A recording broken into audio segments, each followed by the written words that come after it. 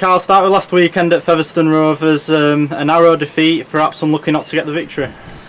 Yes, I think the boys played well. They really had a go, which was pleasing. I just think they played, and it looked like they didn't believe they could win. Whether that's the lack of confidence from the way the season's gone, but gee, they had a go. They really had a go, and you can't knock them for that. If they put the same effort into it this week and apply themselves the same as they did last week, then they might pick up a win this weekend. Last week's result does mean that the Dons have been relegated to League One next season, but despite that, there's a bit of rain coming across. Yeah. Just in case you can't see that. Right on his back. Sorry about that, people.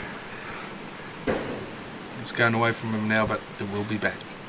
Obviously, last weekend's result does mean the Dons have been relegated to League One. Despite that, you must be pleased with the plans that the club's put in place with Gary Thornton and Kyle Keswick committing, and the Dons also securing Cantley Park training ground for 2016. Yeah, we are. Obviously, it's being relegated is not nice. It's not something that I'm proud of. But with the way things that are going on behind the scenes, I'm pretty confident that Gary will put a side together, be very, very competitive, and that with the intention of coming straight back up. So hopefully there's some real exciting times ahead of us. But we know there's a lot of hard work ahead of us. That's for certain.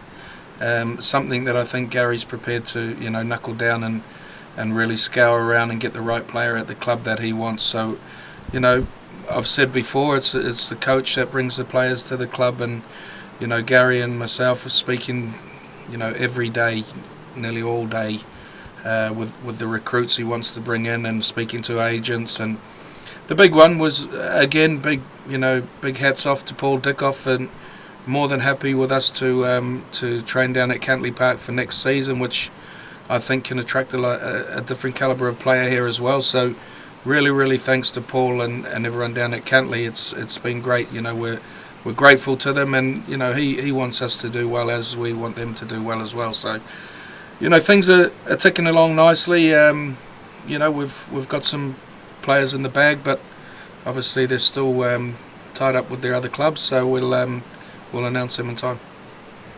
And this week we move on. We're going to be playing Batley Bulldogs down here, and the game's going to be dedicated to Ray Green. It is. Ray's been here since I first came to the club back in '89. He's been unbelievable with myself, and I can't thank him enough. And I just want everyone to turn out for Ray on the weekend. We all know he's retired. Like I've said previously, he ain't gone away. I see him here still every day. He's still doing bits and bobs. But I've contacted a heap of old players, and Stuart Piper's contacted a heap of players. Ray will be leading the side out on the weekend. It's just something that I think we should do for him.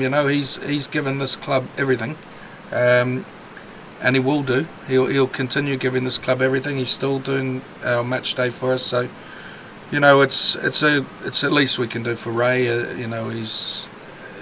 He's just unbelievable. And just finally, we're in the Super 8s now, playing the teams in and around us that finished the regular season. A chance maybe to end the season on a bit of a high. Oh yeah, listen, Gary still wants to pick up some wins before the end of the season, as do the players. The players are still playing for contracts. I mentioned that last week. There'll be championship clubs, I'm sure, looking at, now that we've gone down, looking at our boys who they think have done well in the championship. So it's all to play for the players. But another thing, you said finally. It's not finally.